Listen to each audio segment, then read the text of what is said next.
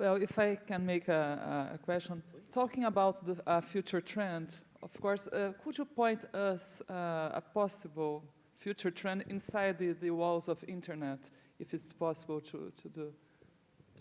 Well, gee, that's not an easy question to answer. I mean, look, one way I can respond to your question without really answering it is to point out that, I think Austrian economists tend to be a little bit wiser, maybe, or more circumspect than other economists in attempting to predict the future. Or rather, one way to answer is, well, if I knew the answer to that question, I certainly wouldn't tell all of you. I'd be out investing in anticipation of making a lot of money. So, being an economist or an analyst is different from being an entrepreneur.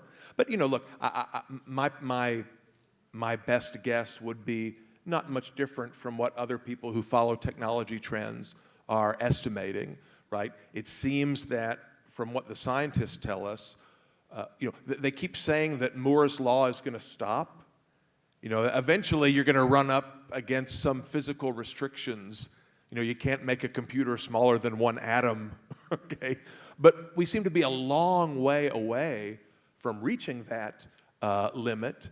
There continue to be new scientific breakthroughs, so-called quantum computing and so on. So Moore's law seems still to be going strong. Commentators tell us, experts tell us that sort of decentralized artificial intelligence algorithms will continue to be more important. So artificial intelligence has not been very successful in doing what people thought it would do back in the 1940s or 50s, that we could program a machine to be a super intelligent computer. However, if you have many, many hundreds or thousands or millions of small computers, each of which is not very smart, but in the aggregate, they can perform, incredibly well. So even just some of the, when you go to Amazon.com and it says, "Hey, Peter, you might like this book. Based on books that you bought in the past, we predict that you might like this one." Those prediction technologies continue to get better. Maybe you use a streaming audio music service like Pandora. I use Pandora, and as you're listening to a song, you can click thumbs up or thumbs down, and it tries to form a model of your musical taste. Right? Now, no one could write down a computer program to model a human being's musical taste, but sort of incrementally through trial and error, using large amounts of data, these very sort of inductive rather than deductive algorithms seem to be getting better at doing that. So I would expect that kind of limited artificial intelligence, limited robotics, robots that aren't very smart but can vacuum. They already have little robot vacuum cleaners, right? This kind of limited intelligence that can do good things by being networked on the internet would become more important. But I really don't have any special insight. I just read the same things that you guys all read. Ok. Por favor, tem uma pergunta ali em cima. Hello. What's your take on net neutrality, and what do you think this business practice might spread to other countries? It's a very good question, so-called net neutrality. And does everyone know what that means? The idea that the government should impose some kind of restrictions on what network providers can do. So for example, people want to make it illegal for your ISP, the company that provides the network access to your home, to block certain kinds of content or to favor one newspaper over another, let's say, or one television channel over another, or to let certain kinds of information go through faster and make other kinds of information have a slower access to the network. It is argued that this is unfair, that it's anti-competitive, that the network infrastructure should be treated like a public good or a public utility. It should be regulated so that every content provider, every website, every television station, every information provider should have equal access, so-called level playing field. I mean, once you put it that way, it doesn't sound all that good, right? So I'm not sympathetic to so-called network neutrality. Of course, the problem is that most of the ISPs are either state-owned or state-regulated. So the ideal system, from my point of view, would be one in which all parts of the network are private. So, websites are private, television stations are private, mobile communication networks are privately owned, wires that go in the air, under the ground, to your home are privately owned. And it would be up to market participants to decide which kinds of content they prefer, how they want to bundle or package things, what sort of prices they want to use. Just to give you one example, many of the major newspapers in the US, the New York Times, for instance, is a strong advocate of so-called net neutrality. They say it is not right that a cable company can favor one newspaper over another. But yet, if I write an article and submit it to the New York Times, do I have just as much of a chance that they'll publish it as if Paul Krugman writes an article and sends it to the New York Times? No, the New York Times is not a neutral platform. They discriminate.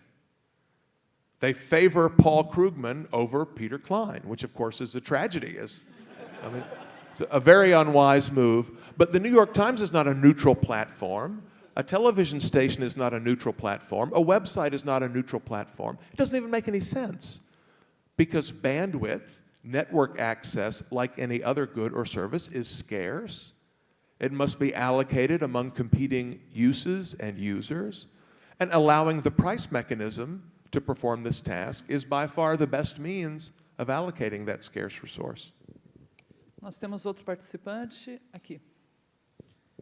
Hi, my name is Gabriel, and I would like to know, because I think that we are living in a bubble, in a internet bubble. It's for me, it's like the dot-com bubble, because we have now new companies that many billions of value, as you know, Google and Facebook, but their revenue is just about advertisement.